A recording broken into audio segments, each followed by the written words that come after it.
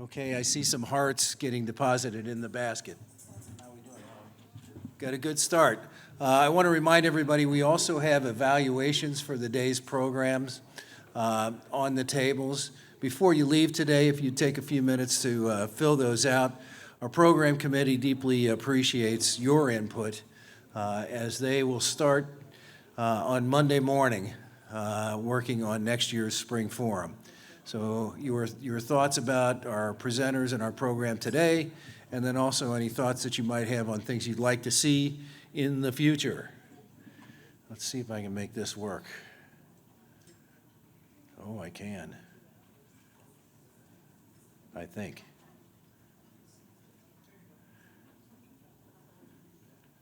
So I thought what I'd do is take just a couple of minutes to do a Parkinson's support and wellness commercial. Most of you probably know about our organization, but if there are any that do not know, we were incorporated in December of 2015. We were formerly the tri-state chapter of the American Parkinson's Disease Association. Most people in this area, when they hear tri-state, they think Ohio, Kentucky, and Indiana. We were Ohio, Indiana, and Michigan. Think about the logistics of that one being all the way in on the Ohio River. But the group felt that while the work that the American Parkinson's Disease Association does is important, we were contributing and we weren't getting much back, and we weren't seeing much in terms of return to the Parkinson community here locally.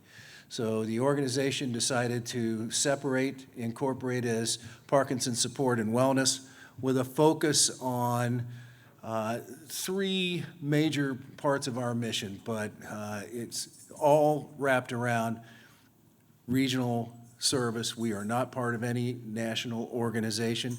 We are lucky to be associated unofficially with the Gardner Center and UC Health, but our mission is to provide resources to this community. Educational, we break our mission down into three pieces. We call them learning, moving, and sharing. Learning is education about the disease for the Parkinson's community and for the community at large. So we do some in-service trainings at medical schools, nursing schools, et cetera, to introduce them a little deeper to Parkinson's disease. Our moving has to do with exercise, and as you may know, part of the reason for our existence is we raise money to promote more opportunities for physical therapy and other therapies around Parkinson's and specific to Parkinson's. Each year we have 2 rounds of financial grants, spring and fall, and in case anybody's thinking about it, spring is now closed. Our grant committee wanted me to make sure everybody knows that April 15th is the deadline for grant requests in the spring and October 15th in the fall. Our board has budgeted again this year north of $140,000 for us to provide in those financial grants. We have somewhere between 20 and 30 individual organizations that apply and receive grants. And last year we had budgeted $140,000. We distributed $139,800 of those. So our big fundraiser is in the fall. It's Steady Strides, and I'll do a commercial on Steady Strides a little bit later as well. But finally, so that's our contribution to exercise. If you go on our website, you can see a matrix of providers of Parkinson-specific therapies in our region, which has continued to grow. We now actually provide opportunities as far south as Lexington, Kentucky, and as far north as Findlay, Ohio. So the word has gotten out, we've got money. So we're getting requests from further and further afar. But if you go on our website, parkinsoncincinnati.org, You can see under the Moving tab, exercise classes. We break those classes down in a matrix by day of the week, by geography, neighborhood, if you will, and then also by type and whether or not it is in person, by appointment, or virtual. So we encourage you to go to parkinsoncincinnati.org and look at under the Moving tab for those. We also support what we call the third leg of our mission, the sharing, and that is we provide support to support groups. We try and help with training for facilitators. We also work to market and advertise where those support groups are. Same method. If you go to our website, look under sharing, you will see support groups. And again, they are by day of the week, by location, and by type. During the pandemic, a lot of our support groups couldn't meet in person. So we went out and bought a good-sized license from Zoom and started making our Zoom platform available to support groups. As we got out of the pandemic, a lot of those support groups went back to meeting in person, but we found that there were a number of folks who really liked the idea of meeting virtually. You don't have to get up, you don't have to get out, leave the house.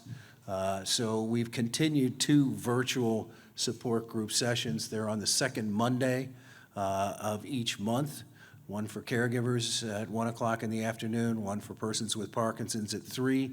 They're run by Mary Beth Bialik, who is on our staff as a social worker. Most of you at some point or another, if you've been involved with the Gardner Center or with our organization for any length of time, you probably know Mary Beth. Got it, thank you. All right, so they want me to wrap up the commercial here pretty quickly. Just so that you know that our organization is a small one. From the standpoint of paid staff, I am one of 3, and we all are paid for 20 hours a week. So we're not full-time, we don't have a big staff, we don't spend a lot of money on administration. What we are fortunate to have is more than 100 volunteers who give their time on committees such as the Program Committee, the Financial Grant Committee, Steady Strides, putting all of these programs and efforts together. We are deeply grateful to all of those volunteers, and we invite anyone who's looking for an opportunity to get a little more involved in the community, in the Parkinson community. There's lots of easy things you can do, whether it's at home or in our office, whatever. Please get in touch with us. Again, parkinsoncincinnati.org is probably the best way to do that. So let's finish up with the commercials.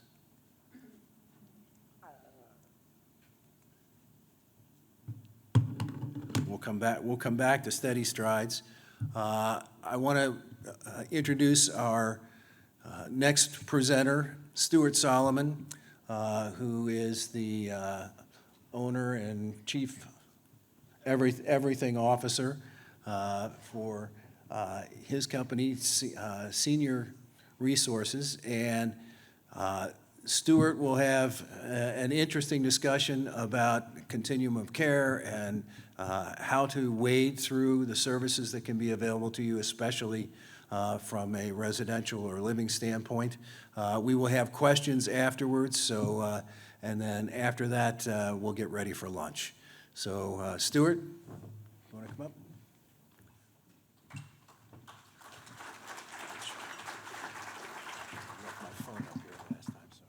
Oh, you're good. All right. Thank you, everyone. Thank you, Chris, for the introduction. I really appreciate it.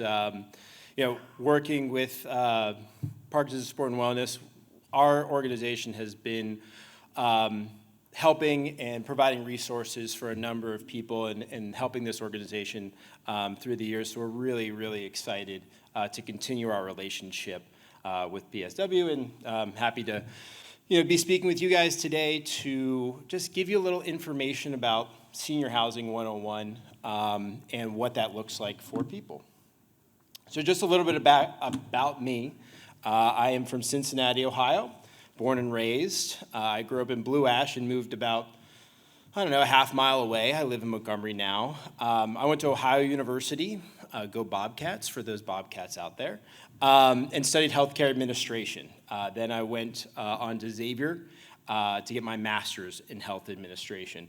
So my background is I'm a nursing home administrator, and then I ran assisted living memory care communities for about 12 years before starting Senior Care Partners.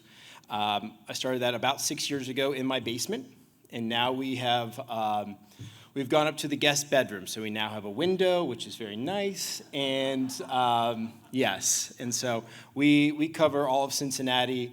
We have 2 reps. Linda's here today, wherever she may be, and then Shelly, who's on the west side, and then Amanda in Indianapolis, and Russ, who's in Dayton. So that's just a little bit about us and kind of the where we can help people. Okay, so what is the right time for senior housing? And I'll tell you this, no one wakes up and says, you know what, today is the right time to move to senior housing.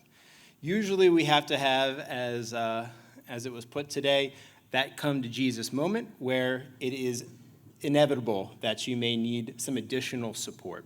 So, we really broke it down to 3 different things. Safety is our primary concern. How many people are caregivers in this room? If you just want to raise your hand very quickly.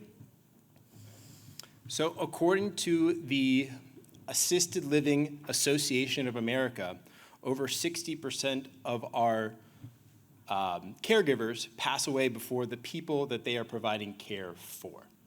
So there is a big, listen, it's the stats. I don't come up with them. I just tell you. And safety is not, and why I say safety for all, it's safety for all. Not just the person who is requiring care, but for the safety of that person providing the care as well. As I say to people, the person who is in need is going to receive care, whether it's from a spouse, whether it's from a family member, or whether it's in an assisted living or some type of residential community, they're going to receive the care. But that caregiver, they don't always receive the care that they need, or they overlook themselves in the care that they need. So that's why I like to say safety for all, but safety too from a cognitive decline standpoint. I had a client recently who we found on Montgomery Road at 2 a.m. So, there's obviously some safety concerns there. With Parkinson's, the dexterity in your fingers, maybe not being able to grab your medications appropriately or forgetting medications. That and just, slip, trips, and falls. It's really a lot of different things that is covered in safety. So mental health, social isolation, that's one of the biggest issues that we see in our seniors is that people are not getting out. They have a need, and they're not being as social as they could be, and not living a fulfilled life, or as much as they could. We see a lot of times when we have people move into communities, once they're engaged in that community, once they're getting their medication regularly, once they're having 3 meals a day, we really see a huge increase in that person's livelihood. And it's really important to get all those things, and it's really, that social isolation can be a really, really big issue for our seniors. And simplicity of life, that's more for our independent living residents who, they don't want to rake leaves anymore. They don't want to work in the garden anymore. They don't want to take out the trash. I know I look forward to that. I live in the city of Montgomery, and they don't collect my leaves, so I have to bag them every fall. And I probably bag about 50 bags of leaves. So I look forward to that simplicity of life sometime in the future. I need a lot of help. Trust me. So I like to do a case study as we go through this because it's kind of boring to just listen to me drone on about stats and figures and things like that. I already tried to throw out a stat there and I got booed, so. We just like to give a little case study. So George, he's a very social 83-year-old living alone in Cincinnati. He has a house that's 2 stories with his bedroom upstairs, washer and dryer in the basement. So we can already tell going up and down stairs, that could be an issue. He no longer drives and relies on people to pick him up. Recently, his friends have been less and less available, that social isolation. George has a daughter that helps with small items while working and caring for her own family. So she sets up medication reminders, helps with groceries, takes him to appointments.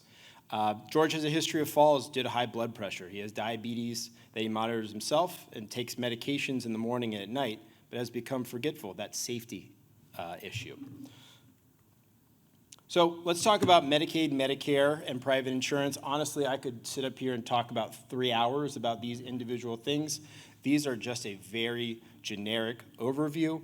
Medicaid, that is asset-based. So when someone doesn't have the funds and they're under a certain asset level, they can use Medicaid as an insurance or potentially as a resource for them to live in a community. There is Medicaid for people under 65, usually those with some type of disability. Medicare, that's for people over 65 or an advanced renal failure. There are 4 parts to it. The Part A, which would be your hospital stays, which would be your skilled nursing stays, which would be potentially some home care as well. Your Part B, which is your outpatient therapy, doctor's visits, things like that. And then Part C is their Medicare Advantage. So that's if you have an Advantage plan, it actually comes out of Part C. And then Part D is the medication plan. They have closed the donut hole, which is nice. So it's a little more encompassing than what it has been in the past. And then private insurance is private insurance, similar to the insurance that you would get from your employer, things like that. Now, Medicare does have Medicare only covers certain things.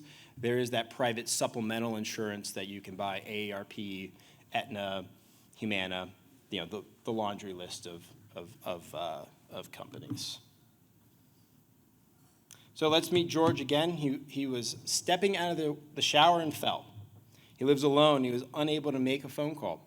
His daughter discovered him on the floor after she was unable to reach him, and he was sent to the hospital via EMS. So a personal story, my grandmother, same idea. She had a stroke in her kitchen, laid there for almost 24 hours. And that's just the scary things that, that can happen at any point, at any time. So George and my grandmother are not alone. We deal with that on a daily basis. So how does a person qualify for their Medicare benefits? And how does a patient know where to go? So to qualify for a skilled nursing stay, you have to have spent 3 midnights in inpatient hospital. So you can't just be in a observation for 3 nights. You have to be admitted into the hospital for 3 midnights. So that's when you can then use your skilled nursing benefit, which is through your Part A Medicare. Skilled nursing is a short-term stay, usually in a traditional nursing home. They focus on the physical therapy, occupational therapy, speech therapy. Like I said, it's covered through that Part A or private insurance. So what you see usually is the traditional nursing home. They'll have a wing that is primarily rehab people going through therapy, but they need that additional support. And then they'll have a long-term care side. So that long-term care side is people's permanent living situation. So that's where they live on a day-to-day basis. Usually it's because one of 2 things. Their needs are too high and they can no longer qualify for assisted living, or they cannot afford assisted living. So what medical needs are above assisted living? Any IV medications, wounds that are above a stage 3, usually any feeding tubes, really anything that enters the body, any foreign object that enters the body assisted living is no longer able to meet that need, and you would need to be in a long-term care setting. George again. He had successful hip surgery. He goes to the skilled nursing facility and is doing well. So rehab, what does that really look like?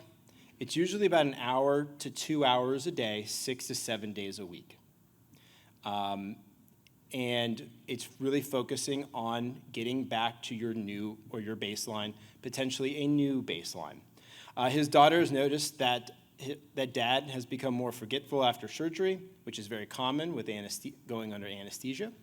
And he's getting out of bed without pressing his button. Again, that safety issue. Additionally, he's been using her mother's name when talking to her. That cognitive decline has, especially after going under, has diminished. So what options does he have after discharge? And how does he maintain the progress that he's made? And when someone is going to be discharged from a rehab facility, usually it's you've plateaued. And I use walking as a good example. You've walked 50 feet one day, 55 the next day, 60 the next day. You're making that incremental progress.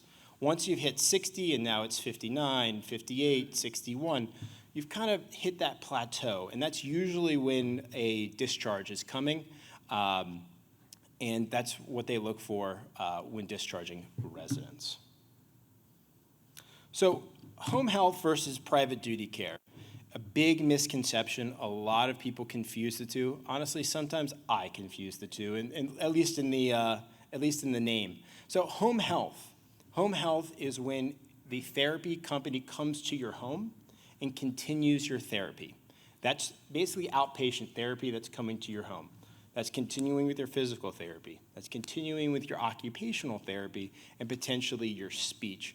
And then, each company may have some additional services, nursing services, wound care, things like that. So that's all covered by your insurance. There may be a small copay related to it, but it's all covered by your Medicare or supplemental insurance. Private duty home care, very different, but people confuse the two often. This is aides coming to your house throughout the week. Most companies require a minimum, usually 4 hours, 12 days, 12 hours a week. I'm sure there are some vendors who do a little bit different, but that's by and large about what they're looking for. They help with ADLs, helping with taking showers, medication reminders, transfer assistance, making meals, grocery shopping, some light housekeeping. So some of those types of things that you need on a day-to-day basis. The schedule is determined by the client. You can have, what we recommend for people who are coming out of the hospital or even rehab is let's start high. And then as we've established what your needs are at home, then we can start to pare that back to make sure that you're getting the care that you need, but also we're not spending an astronomical amount. The average cost, this is increased. It increases every day. I've seen as low as 24, and I've seen as high as 38. So on average, it's about, if you had 24-hour private duty care, it's about $20,000 a month. So save your pennies. That's my recommendation. So what is independent living? Independent living, honestly, I tell people it kind of is like a college dorm again. You're living in an apartment, whether that is a spacious 2-bedroom or a studio, but it is a community that is really based on what you want to do. You can come and go as much as you like, but there are scheduled activities, there's scheduled dining. It's really trying to engage people socially. There is no medical assistance. You would have to pay for that additionally, but it is that community feel, and they do look out for each other. I worked at the Seasons in their independent living, and every day someone would call the residents to make sure that they were up and well. So there is some care, there is some support, but it's very limited unless you are willing to pay for that. So The average cost of those places is about $4,000. Now listen, there are places that are $2,500 and there are places that are $9,000 a month. That is an average. It's really about the amenities. Do you want a big movie theater? Do you need to have fine dining? Do you want to go on trips around the world? Obviously, what you pay for, you get more out of it. So assisted living has really evolved. It used to be very clinical. And as we move forward, even in the future, and I'll touch on this a little bit later, it's really become more resort-style living, more like independent living. What is different is that there are nurses and aides 24 hours a day to meet your needs. That care should be and is normally scheduled. The best that any assisted living can do is every 2 hours. If someone tells you that that they can do better than every 2 hours, they are lying to your face. I've run many assisted living. Every 2 hours is the best that they can do, and they schedule that. Hey, someone needs care every 4 hours, every 6 hours, just once a day. That's where that schedule comes in for support. They all have a pendant, so if there is an emergency, obviously you can contact somebody.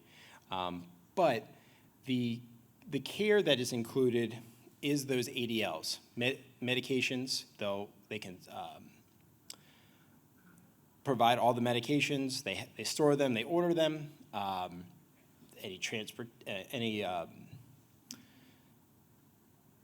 I just lost my train of thought, I'm sorry. Any like shower assistance, bathing assistance, clothing, they can help with all those things, again, on a scheduled time. So how it works from a cost perspective is in assisted living, it's rent and then level of care. Rent is based on the square footage, the type of room you have, and with that you get 3 meals a day. You'd have all the maintenance assistance, transportation, activities, housekeeping, that's all included in the rent. Then you have our level of care cost. That level of care is based on how many times aides and nurses need to come and see you throughout the day. So the more you have nurses and aides throughout the day, the higher your level of care goes, and then they combine the two for that monthly rent. So on average, it's about $600 to $6,500 a month.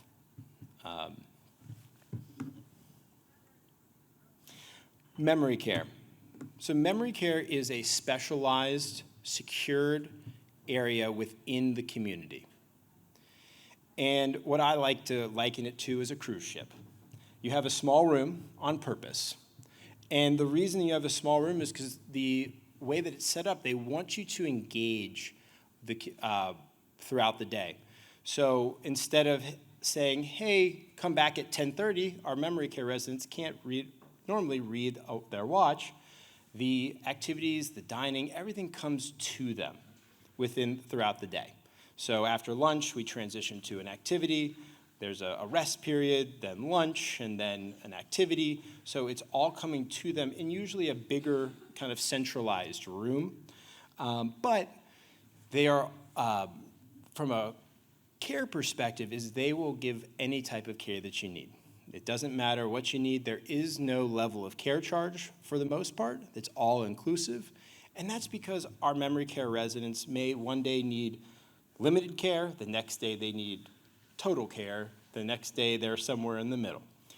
So to avoid kind of that fluctuation of price, it's usually an all-inclusive rate for everybody. So let's meet George again. He's hit his plateau in therapy. We discussed what that looks like. During his discharge meeting, the social worker strongly suggests that George go to an assisted living. His daughter gives his daughter a list of the assisted livings. She goes and visits them to make sure they're the right place. On average, people look at 5 to 7 communities. Now, that's a lot.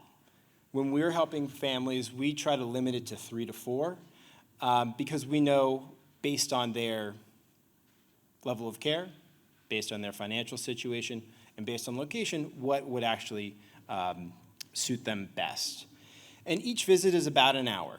Now, if it were me, I'm a talker. As you can tell, it would probably be like 2 hours. But that's all dependent upon you guys and how you operate. But really, it is about an hour. So what should a person look for in a senior community, and what do they need to move into that senior community? Know your must-haves. That is different for everybody. Primarily, it's location, and primarily, it's budget. So know your budget. We tell people that all day, every day, know your budget. We want to be able to have long-term success in the community that we're choosing. The cleanliness of the building. I always look in the corners. I look at the baseboards, and I look around the doors, because those are just such easy things to clean and or paint. And really, if they're dinged up or dusty or dirty, I think that's just indicative of the culture that the community has.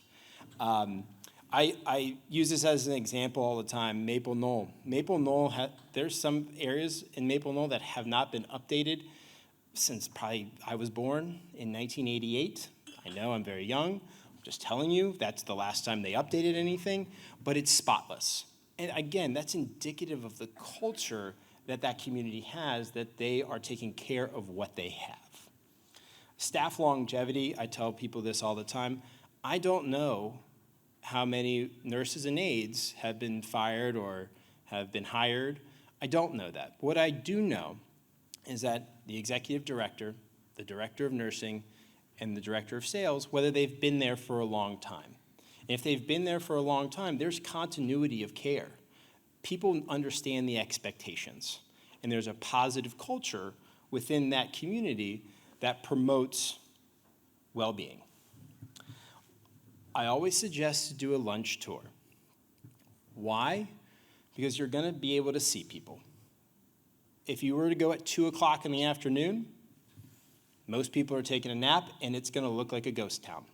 That's not indicative, again, of the culture, of the vibe, of the fun that these communities have. So do a lunch tour, really around any mealtime. That way you can see the residents. What do they look like? What do the staff look like? Do the residents still have breakfast on their shirt? Is their hair a mess? Does it look like they've been wearing the same clothes for 3 days? That's the same with the staff as well. Are they wearing a uniform? Do they look as though they're giving great care and they're engaging with the staff? When I used to give tours to people, I would tell my staff, listen, just say hi, please. What would happen is people, they see me coming and they'd scatter. I'm like, that makes us look terrible. Please, just say hi. I don't need a dissertation on what you do, how you do it, how long you've been here. Just be friendly and say hello. It's, again, that culture, the vibe that really draws people to those communities. And then diverse activities. I've always been under the impression that we should have 9 different activities a day. And not all those activities need to be led by a activities person. There can be some self-led activities, but we want to have a lot of different things for a lot of different people. And those communities, when you walk in and they only have bingo and music, and that's the only thing they have, and trust me, there are communities that's all they have. That's not an environment that's enriching. That's not a culture that you want to be at. That's not a place that you want to be at that allows you to be vibrant. So really look at those activities. Look at the engagement of those residents. Do they look like they're having fun? That's half the battle. Having fun and really just living the best life that they can. Reviews. Reviews can be telling. They can also be maybe a little exaggerated. So I've had a few reviews in my day where a disgruntled staff member will write a review that's not so nice. But you know what they forget to include is the fact that they were late to every single shift and that they never showed up on time, that they didn't do any work, that they looked their presentation looked terrible, they tend to forget to add that to the reviews. So yes, reviews can be indicative of the community. Really going to see it and getting that feeling is more important than the reviews themselves. What do I need to move in? Again, understand that budget, but also understand your payer sources. Do you have long-term care? Are you on, what's your pension look like? Are you a veteran, and are you receiving veteran benefits?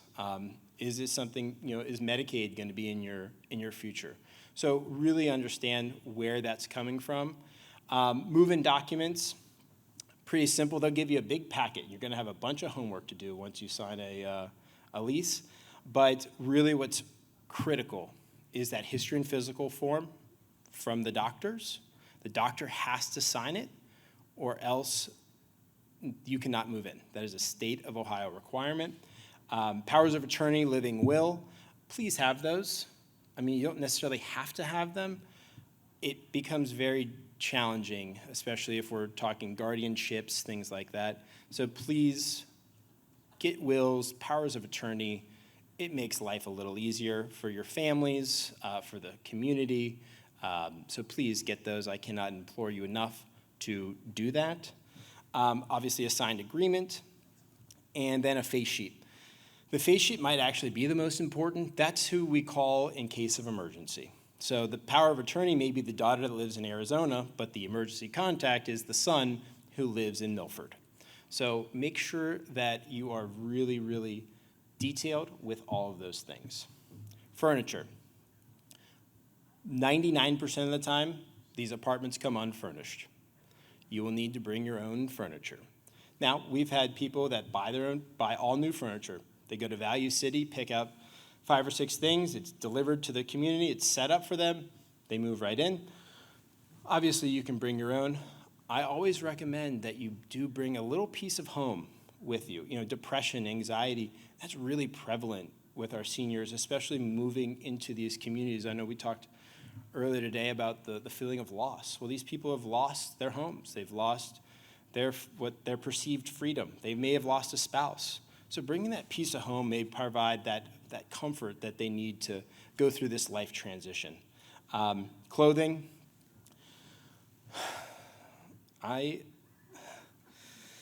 Please don't bring too much. There is just not enough room. I swear, there is not enough room. We got people who are bringing trunkfuls of clothing. They're bringing fur coats. I'm like, please don't bring any of that. We don't need it. Less is more. Less is more with clothing. 3 weeks worth.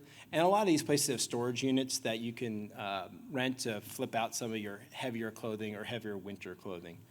And then the right expectations. I think this is the most prevalent and most important thing.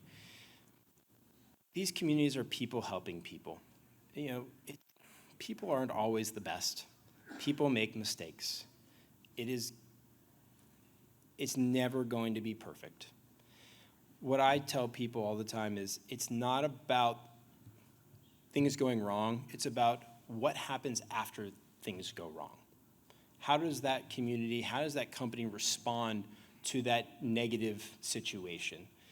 And I think it's really important, too, is that developing that rapport with the staff will allow those things, those negative situations to be cured or be solved much faster because we're working together as a team, less client versus community and that butting of heads.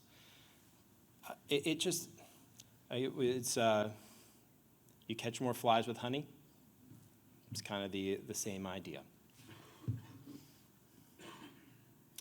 Senior housing trends in the future. Something I added this actually today at 6 a.m. I was thinking about a good way to close our presentation, and it's about the future. Right now, and we talked about the pricing. That pricing's only going to go up. And in 5-10 years, that pricing, instead of $6,500, will be $8,500. So what we're really missing are those people who may have they're a teacher. They have a $6,000 pension. That's all they have. there needs to be that middle market type community that may not have all the robust activities and may not have a movie theater, and the food is fine but not great. Those people need and deserve support as well. So I think that in the future, we need some of those middle market products. Solo aging, more and more people have gotten divorced here in the last 20 years. And also there are more and more people who haven't gotten married or they've lost a spouse. So how do you reach those people? How do you provide the resources for those solo agers that may have limited family or their family lives in California? So I think there's just going to be a really big group of people that we need to be able to reach that have no support. And where that really comes in is, through our resources, we have geriatric care managers that can help with that day-to-day, kind of a second daughter approach. We have attorneys and financial planners that we work with that allow those people to get the resources that they need. Focus on the shift from medical-based living to lifestyle-based, and we talked about it a little bit. Assisted living has changed, and 10, 15 years ago, it still felt very clinical, felt hospital-like. Well, now we're starting to see these resort-like communities opening up, and I'll use an example here in town is there's a community at Summit Park in Blue Ash. Well, they tout that, yes, they have the care, all these things, but they have these enriched amenities, this community around their assisted living that provides those people with enhanced living situations. So, those types of communities are going to start popping up. Now, we see a lot of them in Florida and Arizona, but I think that's going to really start popping up here in Cincinnati as the need increases here in the next 5 to 10 years. Increased memory care services, we see it every day. More and more people have cognitive decline. More and more people are in need of additional support that their spouse or they're a solo ager and they just cannot find. We're finding that memory care apartments are few and far between. The really good places are full with wait lists. The really bad places are not full for obvious reasons. So there really needs to be a big shift in more memory services here in the next 5 to 10 years as that baby boomer population continues to age. And in the use of technology, we see it in every walk of life. A good friend of mine is invested in a company that is a robotic nurse. You'll have a nurse that's sitting in a room somewhere, and they'll just drive a little robot, dispense the meds to the person. There might be a little camera here in the chest, if you will, of that robot. And so we're going to see more and more of those types of things using technology to enhance the lives of our seniors. So just a little bit about us. Senior Care Partners, we are a free resource. We're helping people navigate senior housing. So we're happy to help with whatever price point that people may be, whatever clinical situation they may be in. Myself, Linda, our team has a wide breadth of knowledge about our industry, and we're happy to help with anything that you may need. And here's my contact information. So I know that there's probably a lot of questions. I'm happy to answer them. I think Maureen will be getting the mic. If you're really, I'm going to repeat the question and then answer so that everyone can hear.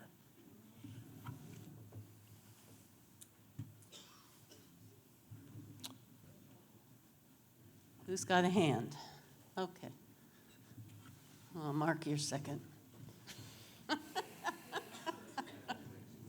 Absolutely. Okay, you're first in our hearts, Mark. No,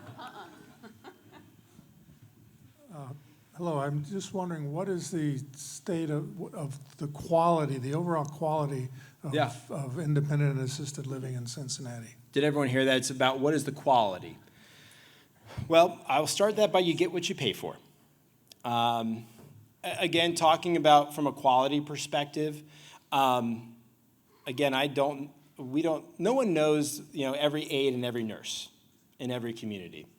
But what you can tell, and why I said that longevity of staff especially the executive director, the director of nursing, and the director of sales.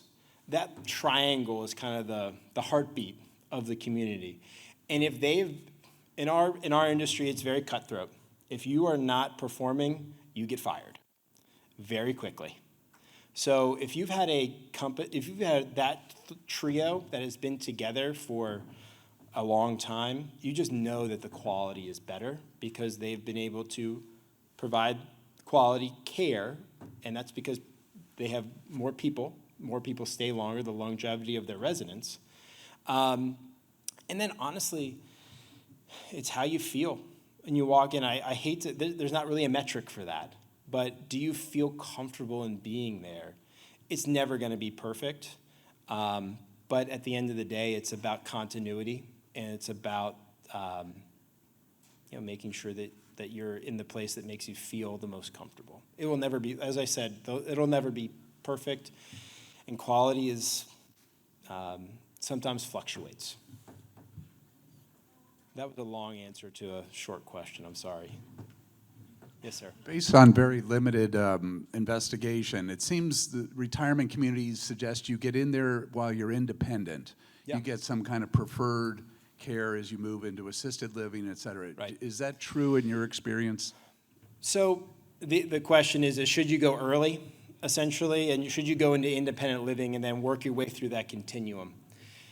That was the case probably 10 years ago. I think that has changed now that the assisted livings are providing the amenities that the independent living is providing. The way that we've built new buildings allow more higher functioning assisted living residents to be in an environment where they get the care, but they still get to live that fulfilling life.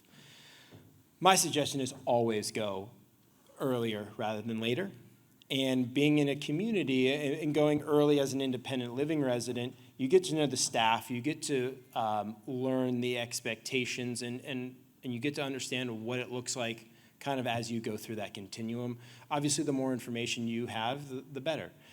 I think that we've seen from the business perspective, and we've seen less and less people moving independently, and more people waiting for that, oh no moment.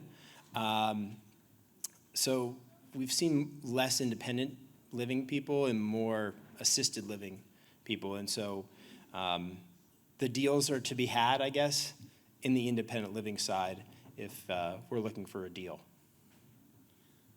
I haven't. No, okay. I have an aunt who lived to be 97, and when she moved into assisted living, she said she wanted to go when she could still make friends.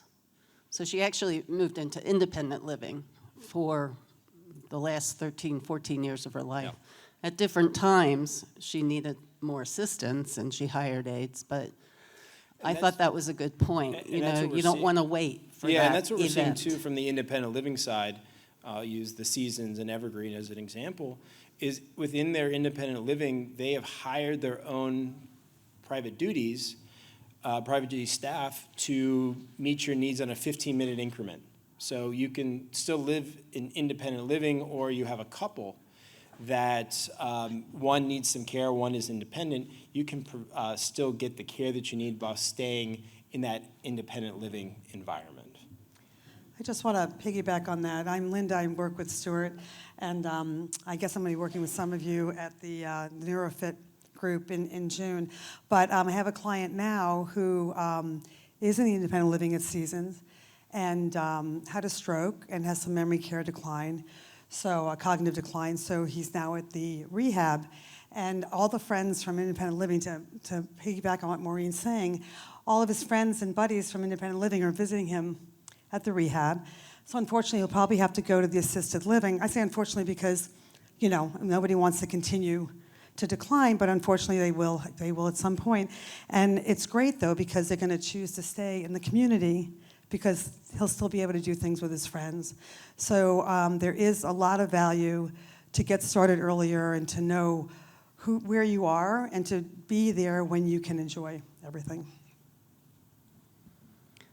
I might just put in a plug for them too. My sister has some significant disabilities, also mental health disabilities, and her kids have kind of done the research for years, you know, and she didn't last in a couple different facilities. But I finally sent them to Stuart, and, you know, they hadn't heard of this place where she's ended up. It was newer, but, you know, at least you have other resources than your own. Because you're always going to miss something, right? You get tired of looking at the internet. You get tired of calling places and leaving voicemails, right? So it can be really helpful to go to people like Stuart and his staff. Thank you, Maureen. I appreciate it. We are free. Any other questions? So we get a fee from the communities that we place people in.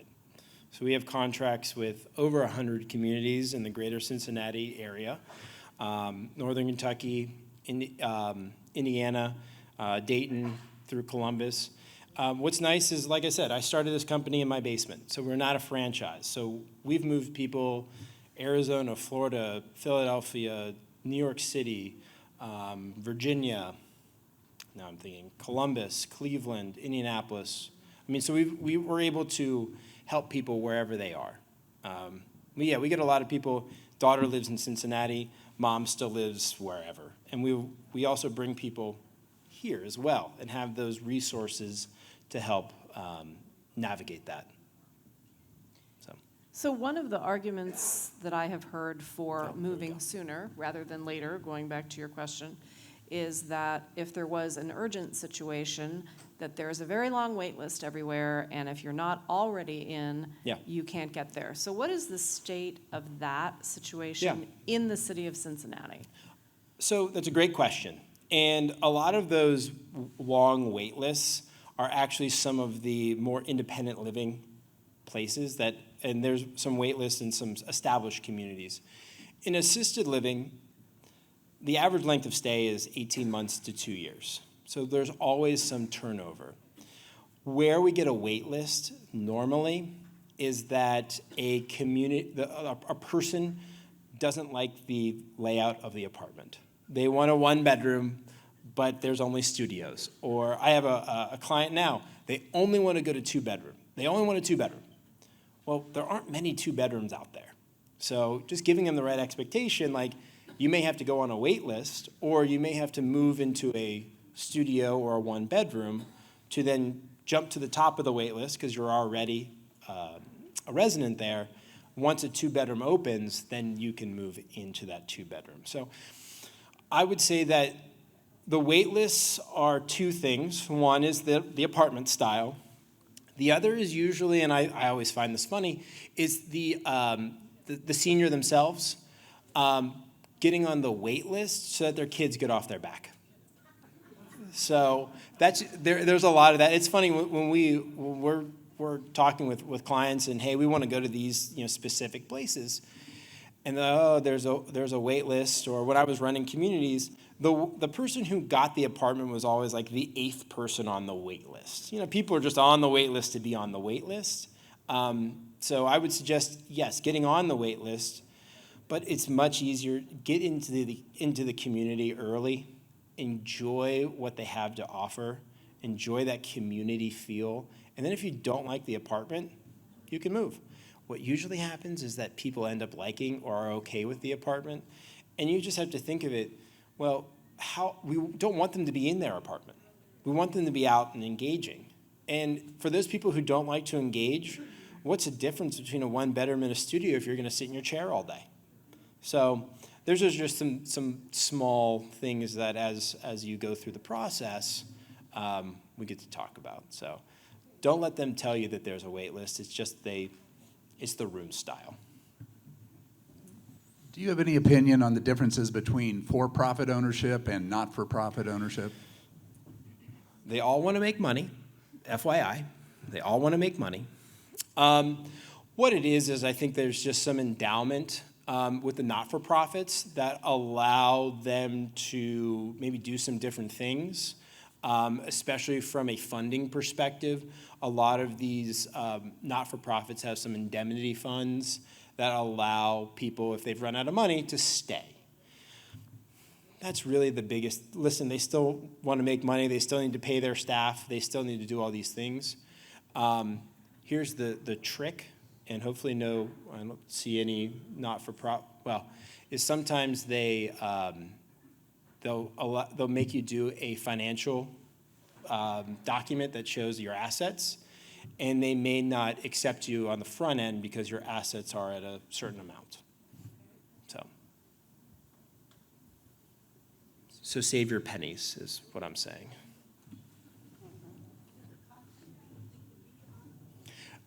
That's a good question. She asked Maureen, while you're walking, I'll answer this one. Does it cost anything to be on the wait list? Usually there is a fully refundable deposit.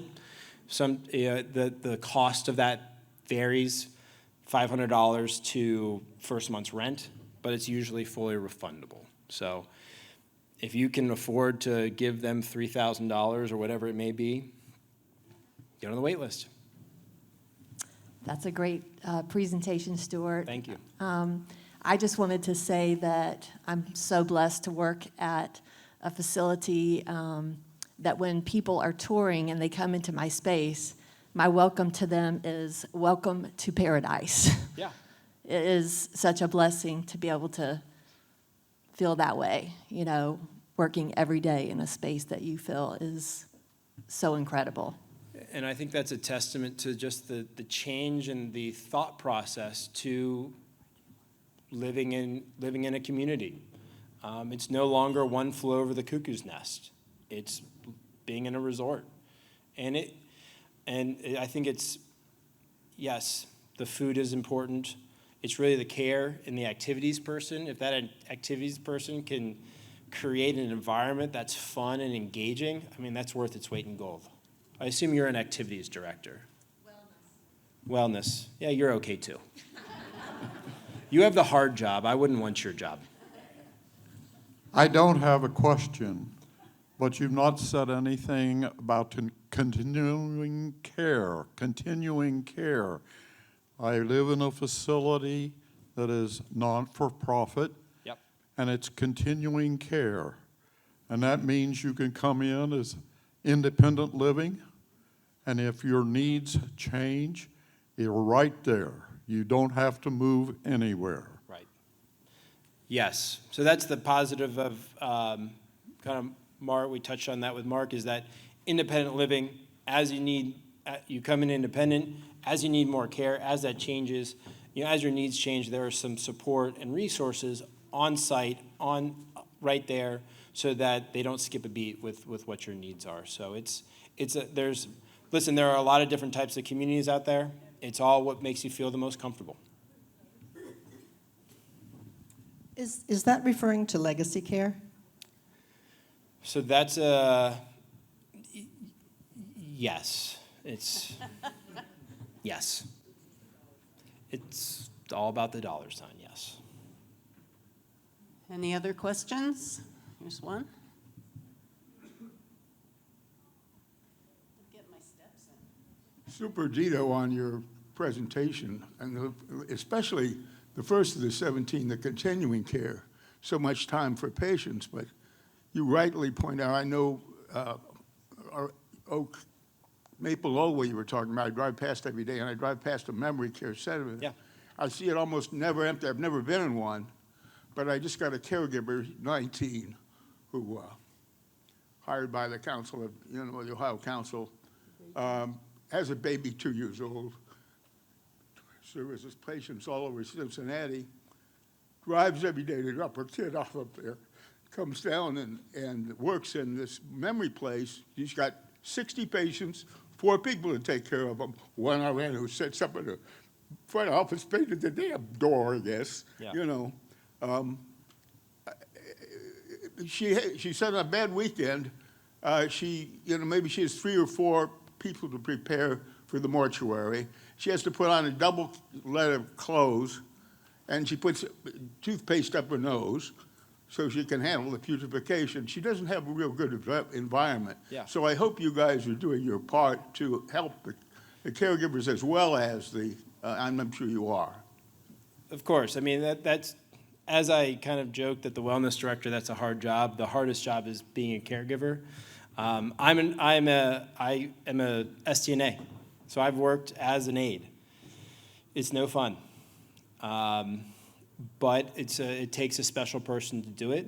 And listen, there are communities and there are places that are not as nice as others, and so that's where talking to people like us, doing your research to make sure that you are not subjected to that kind of community. And I think a lot of times too it's just making sure that you're doing your research. But yes, caregiving is extremely hard. It's extremely difficult. Kudos to her for doing such a great job.